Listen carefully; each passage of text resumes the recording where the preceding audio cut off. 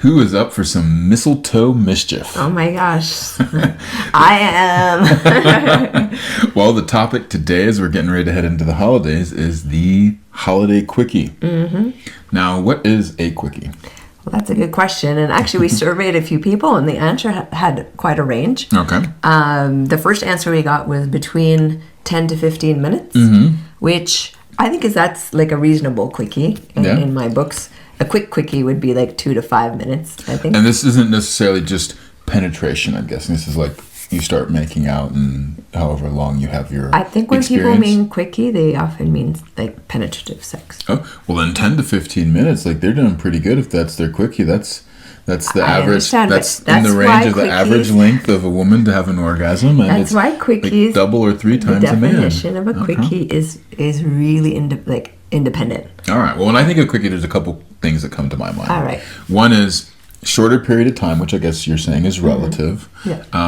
There's also kind of like this idea that you move quick. I don't think it has to necessarily be that way. No, you don't move quick. It just happens quickly. Yeah, but normally it's kind of like a Fast and Furious. That's what that's like kind of depicted. I think slow quickies. Yeah, I'm not debating that. We have quickies that could be 10, 15 minutes, which that could be like 3 months worth of sex for some couples. Jeez. Now, then there's also something about spontaneity. Mm-hmm. And so it's just like, boom, it happens on you fast. It's not necessarily anticipated. It could be anytime, anywhere. It's like the BMF belt. The one in UFC, the baddest motherfucker belt. Hey. Oh, we're not supposed to say that online? No. Okay, well, I think it'll be okay. Well, you'll have to beep that out. Well, the BMF belt does like, you'll fight anyone, anytime, anywhere. So this is like anyone, anytime, not anyone, anytime, anywhere. Your partner, it's a quickie. Okay. Oh, that doesn't mean anyone. Well, when we went to the infamous, or not infamous, the really great butt bespoke surgeon, and he was talking about homosexual culture, and he was saying that definitely the anytime, anywhere, anyone was part of it. He's in New York. It's within the New York culture. I don't know if that's true necessarily everywhere. Sure. And he said the New York gay culture too. They are devoted, dedicated couples. They're raising children, and there's still this permission if they meet someone hot to enjoy a little quickie on their way home from work. All right. Something like that. Well, now that we have a general idea of what quickie means for a broad spectrum of definition, you'll have to figure out what that means for yourself. I think it's great. Well, let's jump into like what to expect if you've never had a quickie. For some people, they really don't like it. Well, I'd say that these expectations is kind of what make it good or bad for people. Okay. So the typical question I think that we spoke a little bit about is like, how long does it last? Yeah, it's like, what am I in for? Yeah. Because I definitely have had people like, I don't want to do that because they thought they were in for something that was going to be quite extended. When I was like, no, actually, it could just be a moment. Yeah, so that's the kind of thing. It's like, oh yeah, well, it's kind of like just the tip, and then you end up like balls deep. Like a quickie is like, oh, it's a quickie, and then next thing you know. Well, sometimes that happens, but.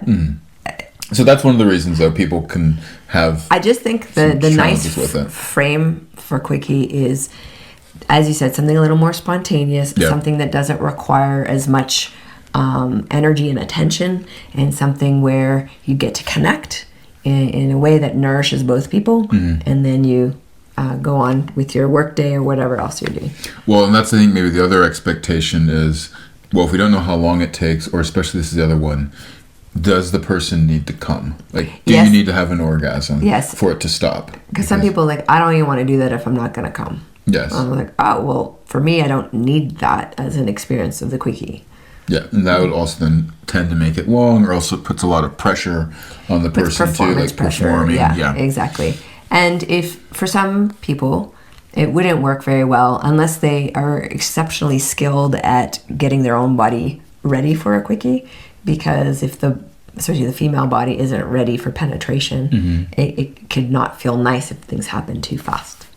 So yes, you have like painful. But you could have like an oral quickie. You could have an oral quickie as well, and again. That sounds like an Oreo cookie.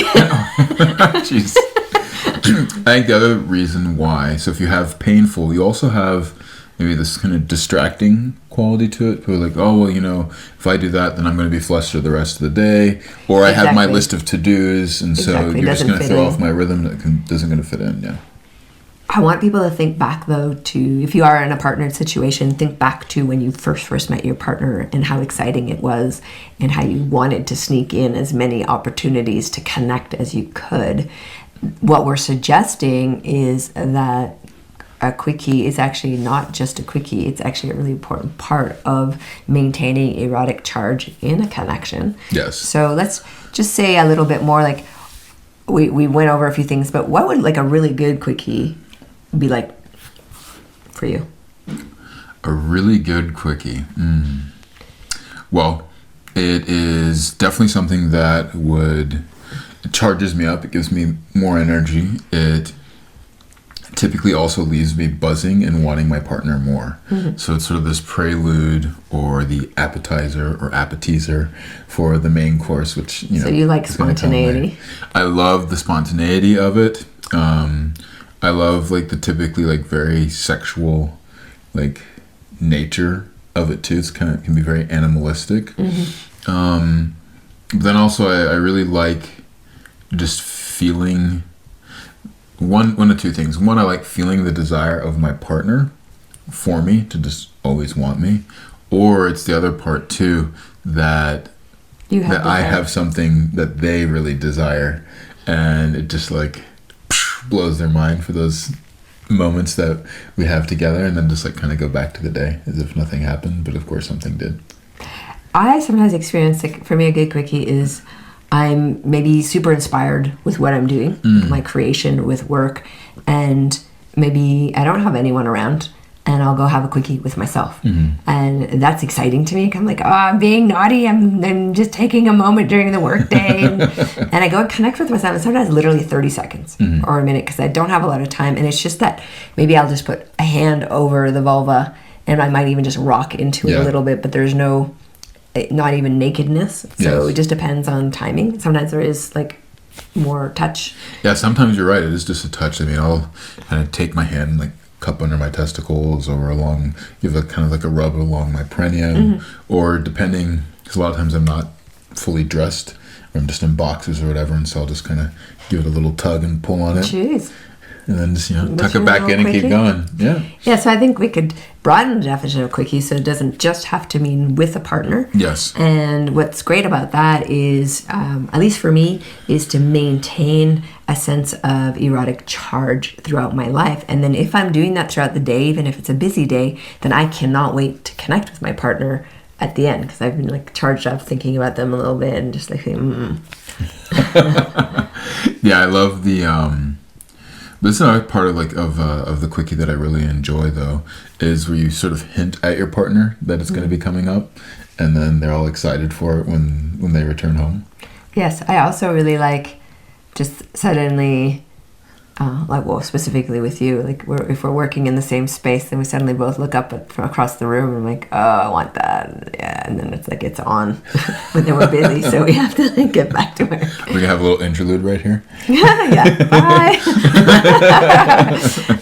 So why are they important? Why are quickies necessary? And we wanted to bring this up for the holiday season because we just feel like in the holidays, this is where we get super stressed. We actually get disconnected when we need to be connected, and the energy of the holiday season is about love, it's about connection, it's about giving each other gifts, and I think one of the best gifts to give each other is pleasure. Yeah. Well, and normally during the holidays too, it kind of gets thrown to the wayside because there's so much family around. And a lot of busyness. Lots of busyness, like meeting like different deadlines, trying to get all kinds of to-dos done. Just there's a lot going on. And so sometimes, and I think the family factor is especially difficult for people because somehow family and sex, even though you don't get a family without sex, is those are kind of kept separate for a lot of people. Yeah. Well, I think a big one, so say it is the holiday season, everyone's busy, it's just chaos, and maybe you have emotional stress around in-laws being around, and there's all kinds of stuff like this.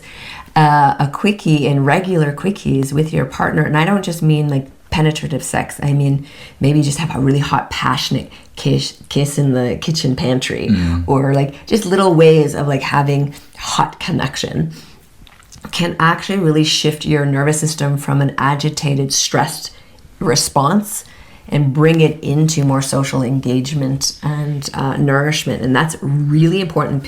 Couples don't understand how the role of pleasure, especially during the holidays, could really transform their holiday experience. Well, because it does it, one, for you as an individual, but it does it for your partner.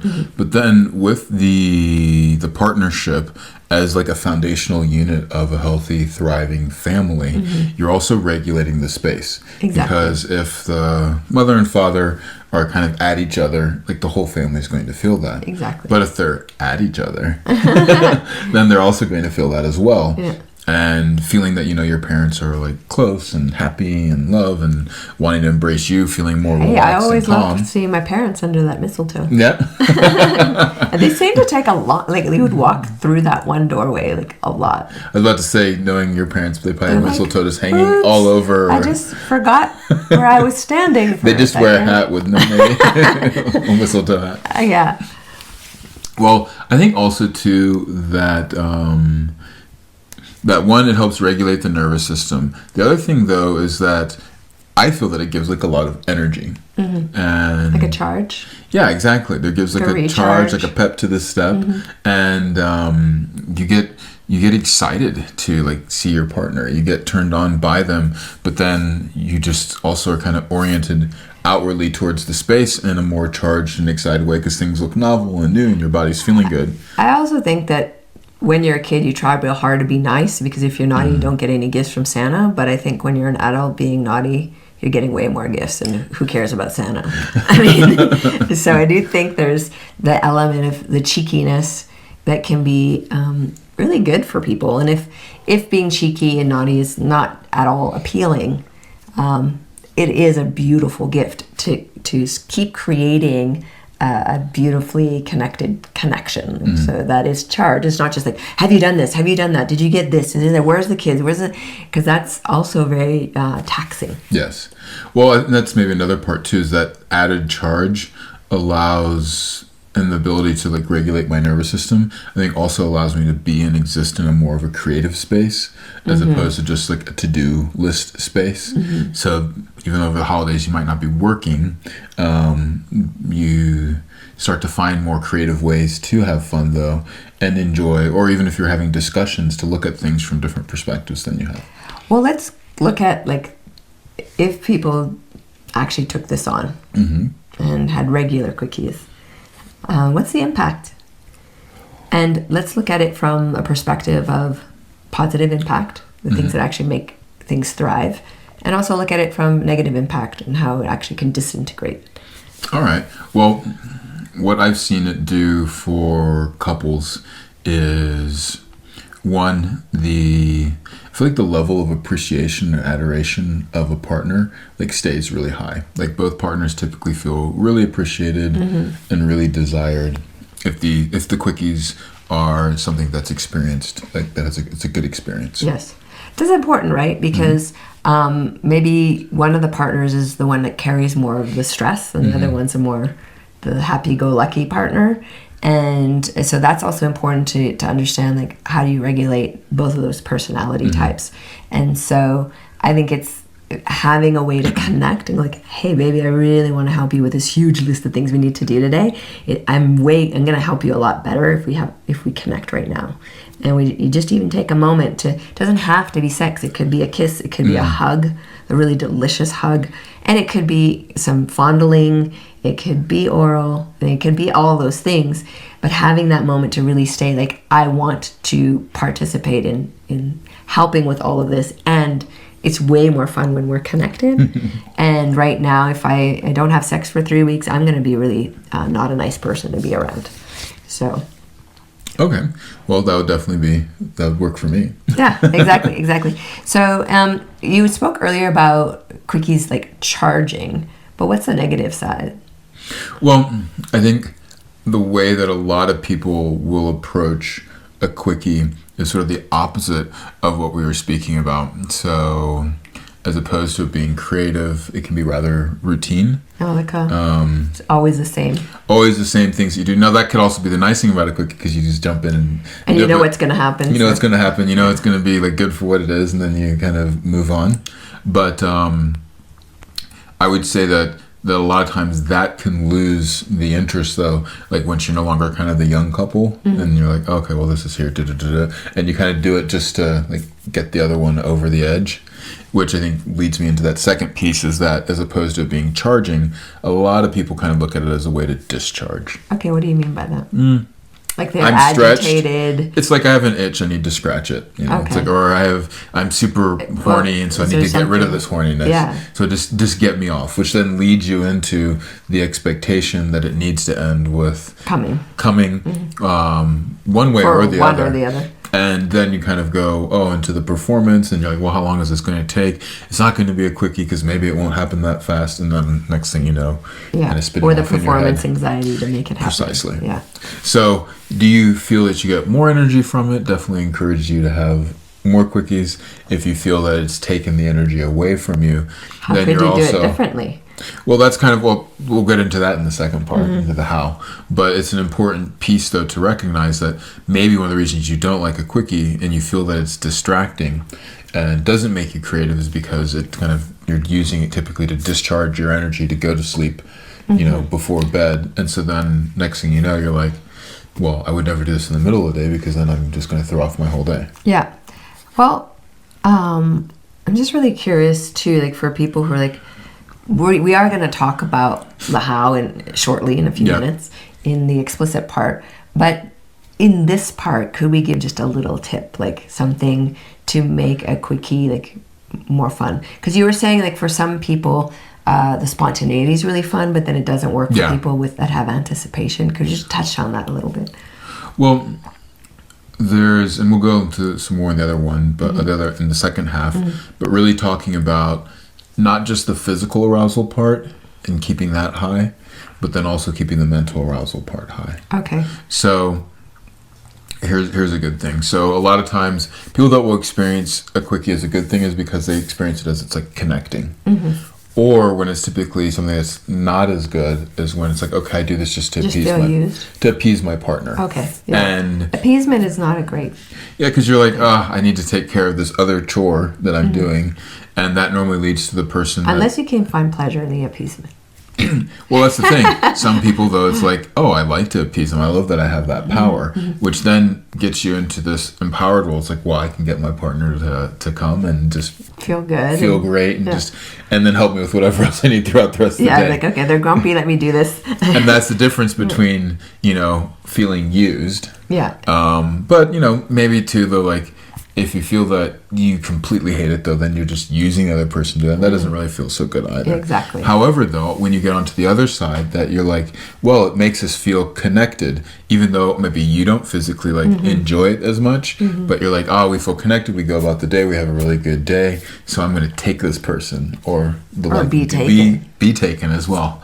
So I have this funny flash in my head of like, just being surrounded by all these open gifts that are being wrapped and just like there's absolute chaos and there's this like list of things to do still, and then suddenly having my partner like just clear a space away from all the wrapping paper and just take me right there just for a few minutes, and then like, all right, we're good, and like, what just happened? I think that could be fun. Love that feeling of like when you do that and your partner's just like, it takes like a few moments to like come back to, and then they like all energize and go about their day. Yeah. Well, to answer your question though about the mental arousal part, because I think this really makes a big difference between are you connecting or are you just appeasing. And if you are a person, for instance, who gets really turned on by spontaneity, then quickie is kind of like an easy one for you. But if you're on the other end of the spectrum where you're like, no, I like to anticipate it, feel that build up and everything, then a quickie could feel like, you're just being used. However, if you know, though, that your partner loves anticipation, then you can drop like little hints throughout the day. Yeah. It's like, I can't wait to like when we are making dinner and I know there's going to be that moment where we're both in the food pantry. Yeah. Oh yeah, I'm just gonna watch out off all over you. Yeah. And so then now every time like you go into the food pantry, you're gonna see if I'm coming in there, or maybe I'll go in but I won't do anything the first several times. Yeah, I'm like, well, when's it gonna happen? Promise, exactly. Right? So then you build the anticipation for the spontaneity that means it's going to happen when they don't know, but they know that it's going to happen. So that way you can start to like play with that a little bit. Yeah. Other people, maybe they like power or whatever else. So then it's like when you grab their attention, like you really command them in that moment. Or like, come with me now. Come with me now. Or, you grab under their chin and just like really have them look at you in the eye. Or you just come up behind them and like kind of overpower them and kiss them on their back. I also really like, say that it's a lot of busyness and both people are really like, they're on their task and they're getting things done, and then it's like, oh yeah, I really need you right now. I'm like, what? I really need you. Please come help me for a second. And then they come in and you pounce on them. Jeez. All right. Well, it sounds like we're going to have to get into some stories here. Okay. Well, let's shift to explicit because I'm too excited.